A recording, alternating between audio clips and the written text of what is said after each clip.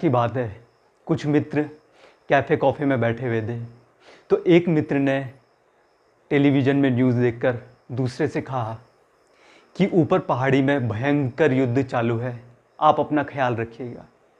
तो वहीं दूसरी तरफ से ये आवाज़ आई कि डोंट वरी, या तो मैं उस ऊंची चोटी में तिरंगा लहरा के आऊँगा या तो उसी तिरंगे में लिपट कर आऊँगा। आखिरकार उन्होंने दोनों ही चीज़ें करी। उन्होंने वहाँ ऊपर चोटी में तिरंगा भी लहराया और आखिरकार उसी तिरंगे में लिपट कर भी आए। दोस्तों, हम बात कर रहे हैं भारत के शेर, कारगिल के हीरो, परमवीर चक्र कैप्टन विक्रम बत्रा जी की। तो आज 9 सितंबर है, 9 सितंबर को उनकी जयंती है। तो सबसे पहले तो मैं उनको सत सत नमन करता हूँ और अपने कोटनाला पेज के द्वारा उनको सम्मान के 2 शब्द कहना चाहता हूँ। तो देखिए, स्टार्ट करेंगे 22 साल का नौजवान से। एक 22 साल का नौजवान जो अंडर ग्रेजुएट था, यानी ग्रेजुएशन कर रहा था, उसको एक बहुत ज़बरदस्त अपॉर्चुनिटी मिलती है। वो क्या अपॉर्चुनिटी है? अपॉर्चुनिटी मिलती है उन्हें मर्चेंट नेवी में जाने के लिए। मर्चेंट नेवी क्वालिफाई कर लिया था, बस मर्चेंट नेवी में जाना था। ये मैं बात कर रहा हूँ 1995 की। मर्चेंट नेवी से कॉल आ गया। दोस्तों, उस टाइम मर्चेंट नेवी की जो एक एवरेज पर मंथ की जो पोस्ट उनको मिली थी, वो लगभग उनकी सैलरी 1 लाख रुपए से लेकर लगभग 1.5 लाख रुपए तक थी। बट उन्होंने क्या करा? उन्होंने वो नौकरी को ठोकर मारकर इंडियन आर्मी में, क्योंकि फौलादी थे, जैसे बचपन से जो पढ़ाई उन्होंने करी थी, बचपन से जिस स्कूल में पढ़ाई करी थी उसके बगल में ही आर्मी का बेस था। तो बचपन से ही उन्होंने आर्मी में जाने का एक जुनून सा सवार हो गया कि मैं कुछ मातृभाषा के लिए, मैं कुछ भारत देश के लिए कुछ कर गुजर जाऊंगा। इस उम्मीद को लेकर उन्होंने आर्मी ज्वाइन कर ली। अब बात करते हैं, आर्मी ज्वाइन कर ली 1997 की बात है और लगभग सिर्फ 18 महीने ही हुए थे आर्मी ज्वाइन करे। 1999 में आ गया कारगिल वॉर। कारगिल वॉर में भी जो त्रास की जो चोटियां थी, वो वहां पर इनकी पोस्टिंग थी यूपी में कहीं। यूपी से इनको बुला लिया गया। सिर्फ 18 महीने, याद रखिएगा, सिर्फ 18 महीने ही हुए थे आर्मी में आए हुए। इनको कमांड ये मिला कि आपको जो है यहां पर आना पड़ेगा, यहां पर तोलोलिंग में आपको आना पड़ेगा। ये चल गए।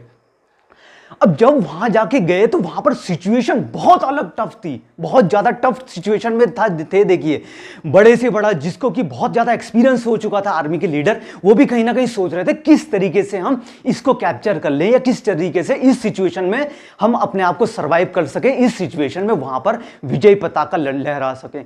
ये वहां पर पहुंच गए। अब जब इन्होंने देखा वहां पर सिचुएशन, देखिए क्या थी।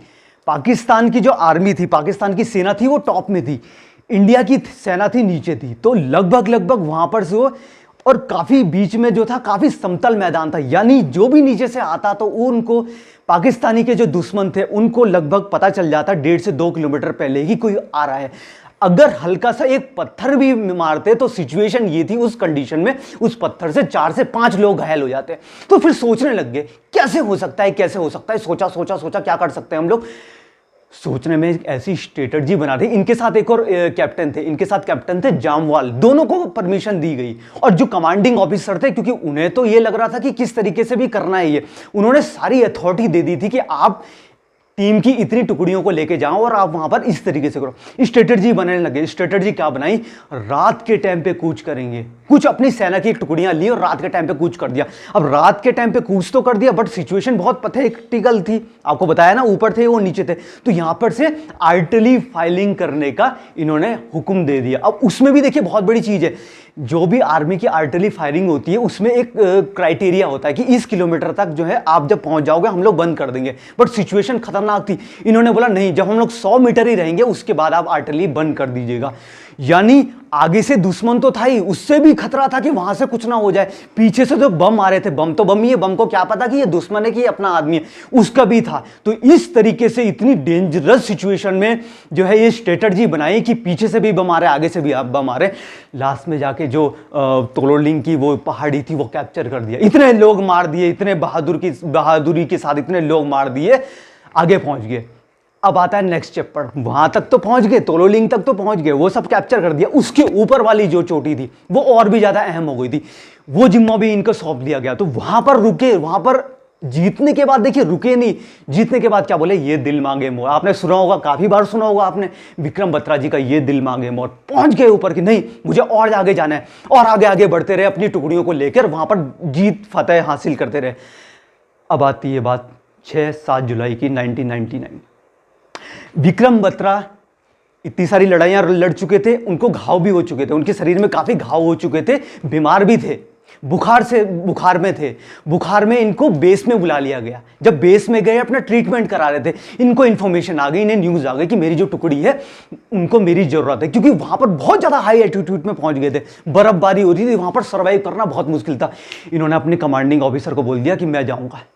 कमांडिंग ऑफिसर ने बोला अभी तो आप इतनी बड़ी जंग जीत के आए हो, आप घायल हो, आपको फीवर है, नहीं मैं जाऊंगा। इनिशिएटिव लिया, नहीं मैं जाऊंगा, और इस तरीके से इनिशिएटिव लिया और अपने कमांडिंग ऑफिसर का हुक्म माना और उसके बाद जो है चल दिए वो ऊपर के लिए। वहां जाके जिस तरीके से पहुंचे कैप्टन विक्रम बत्रा, उनको देखिए, याद कीजिएगा, उनको शेर साहब ही बोला जाता है। क्यों? क्योंकि वो जिस तरीके से पहुंचे वहां बैटल ग्राउंड में, पूरी की पूरी टीम पे जोश आ गया, टीम पूरी जोश से लबरा गई, और जिस तरीके से दुश्मनों को मारना शुरू किया, दुश्मनों को कत्ल करना शुरू कर दिया, तो दुश्मन के रोंगटे खड़े हो गए। और विक्रम बत्रा अपना घायल थे और बीमार हो रखे थे, और उसके बावजूद भी गए, और वहां पर दूसरी जो लास्ट पार्टी थी वो भी जीत के आए।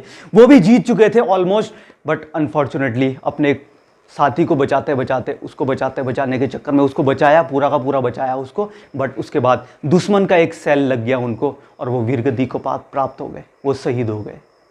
तो ये थे विक्रम बत्रा जी की वीरगति की, किस तरीके से देखिए कहां से कहां पहुंचा और किस तरीके से स्ट्रेटजी बनाई। सिर्फ 22 साल का, 22 से 25 साल की उम्र थी, सिर्फ 22 से 25 साल की उम्र में इतना जबरदस्त एनर्जी, इतना जबरदस्त जोश जो अपनी टीम में भेजा। ये थे परमवीर चक्र विजेता कैप्टन विक्रम बत्रा। अब देखिए, इनसे बहुत कुछ है जो हम लोग सीख सकते हैं, बहुत कुछ सीख सकते हैं, बट मैं कुछ गिने चुने चीजों के बारे में बताऊंगा कि मैं इनसे क्या चीज सीख सकता हूं, और मैं अपने फेसबुक चैनल कोटनाला के माध्यम से भी बताऊंगा इसमें क्या क्या चीजें इंप्लीमेंट कर सकते हैं। पहली चीज आती है ग्रेटिट्यूड, यानी कृतज्ञ। देखिए, बहादुर के भी बहादुर थे, इतने बहादुर थे, बट क्या है कि जब कभी अपने मित्रों से मिलते, अपने फ्रेंड से मिलते, या कंपनी में रहते, तो कंपनी के लोगों को कभी भी ये एहसास नहीं होने देते अंदर कितनी भी उथल पुथल चल रही है, बस ऊपर से जो है बिल्कुल काम रिलैक्स माइंड में रहते। तो पहली चीज हम लोग ये सीख सकते हैं कि अंदर कुछ भी चल रहा है, आपको दूसरे से किस तरीके से बिहेवियर करना है। उन्हीं की टुकड़ी में एक आदमी ने ये भी बोल दिया था कि उन्होंने ये कहा था कि मैं आपका ऑफिसर नहीं हूं, हम सबके सब एक साथ हैं और हमारा गोल एक होना चाहिए। दूसरी चीज की अगर मैं बात करूं, लीडरशिप क्वालिटी। लीडरशिप क्वालिटी का मतलब है पूरी की पूरी टीम को हैंडल करना, और हैंडल इस तरीके से नहीं करना कि मैं आपका लीडर हूं, आप मेरे नीचे, नहीं। लीड ये करना, खुद आगे खड़े हो गए, यानी पहले बंदूक लगेगी तो मुझे लगेगी, पहला बम लगेगा तो मुझे लगेगा। अपनी पूरी टुकड़ियों को अलग ही कर दिया और अपने आप इनिशिएटिव लिया कि मैं लीडर हूं तो आगे मैं आऊंगा। हम लोग क्या करते हैं, बहुत बार हम बोलते हैं ये करेगा, ये करेगा, ये करेगा, हम यही सोचते रहते हैं कि ये करे या मैं करूं, तो इसी चक्कर में हम लोग भूल जाते हैं। इसे कहते हैं लीडरशिप क्वालिटी। मैं करूंगा, नहीं भी करते तो कौन सा कुछ हो जाता, और लोग भी तो असफल होकर आ रहे थे, बट ये कि इनिशिएटिव लिया, मैं करूंगा। तीसरी चीज मैं आपको बताऊं, डेंजरस सिचुएशन को किस तरीके से मैनेज करना। सोचिए, आप वॉर की सिचुएशन सोचिए, क्या सिचुएशन रही होगी। वो पीछे से भी बम आ रहे हैं, उधर से उनके भी बम आ रहे हैं, उसके बाद भी अपना माइंड बिल्कुल काम रखना। इस तरीके की हम सोच सकते हैं कि किस तरीके से डेंजरस सिचुएशन में भी कूल माइंड रखने के बाद गोल एक होना चाहिए कि गोल मुझे करना क्या है, बाकी माइंड बिल्कुल काम होना चाहिए। हम क्या करते हैं, बहुत बार छोटी छोटी चीजों में हम गिव अप कर देते हैं, टेंशन में आ जाते हैं। बहुत सारे बच्चे हैं इस टाइम, कम नंबर आए तो टेंशन में आके कुछ उल्टा सीधा कर देते हैं। काफी बार हमारे बॉस लोग हमें कुछ कह देते हैं, हम जिस ऑफिस में उसमें कुछ हो जाता है, हम लोग टेंशन लेने लग जाते हैं। हम ये नहीं देखते कि टेंशन लेने से होगा क्या, हमें तो ये करना है जिसके द्वारा हमारे बॉस ने या किसी ने भी हमें कुछ बोला, हम लोग उससे सीख क्या सकते हैं और किस तरीके से उसको आगे आने वाले टाइम पे हम लोग समझ सकते हैं और वही गलती ना हो। तो इस तरीके से हम लोग कर सकते हैं। तो ये थी मेरी कुछ बातें कि इस तरीके से हम लोग, वैसे कैप्टन बत्रा जी पे मूवी भी बन चुकी है, आपने जरूर देखी होगी मूवी। उनकी मूवी में भी देखा गया है कि किस तरीके से बहादुर होते हुए भी वो एक कृतज्ञ, एक ग्रेटिट्यूड के साथ बंदे थे। तभी जाके देखिए होता है ना, 22 साल की उम्र में इतना बड़ा काम कर लिया कि आज की डेट में मूवी भी बन गई, और आज की डेट में विक्रम बत्रा जी जो हैं एक बहुत बड़े लेजेंड के रूप में ऑल ओवर द वर्ल्ड में है। तो आज के दिवस में आज को उनको बहुत बहुत नमन, आंखों से बहुत बहुत श्रद्धांजलि आज उनकी जयंती के रूप में। तो ये था विक्रम बत्रा। हाँ जी, एक चीज़ और मैं अपने यूट्यूब चैनल से बात करूंगा। देखिए, हमें कोई भी आर्मी पर्सन हो, चाहे वो रिटायरमेंट हो चाहे वो वर्किंग में हो, हमेशा उनकी इज्जत करनी चाहिए। क्योंकि आर्मी पर्सन जो होता है ना, हमें नहीं पता, उन्हीं को पता है वो कितनी आहुतियां दे के अपने काम कर रहे हैं। और बहुत सारे हम लोग क्या करते हैं, बहुत सारे लोग ऐसे भी देखे मैंने, पत्थर मार दिए, आर्मी वालों को कुछ बुरा बोल दिया। आप खुद ही सोचिए, जो बंदे जंग के टाइम पे नहीं डरते, जो बमों से नहीं डरते, वो क्या तुम्हारे पत्थरों से डरेंगे क्या? बट क्या करते हैं वो एक अनुशासन में रहते हैं। तो इसलिए उनकी हमेशा जो है इज्जत करना सीखिए। इज्जत नहीं करोगे तो कभी भी देश आगे नहीं बढ़ सकता। जय हिंद।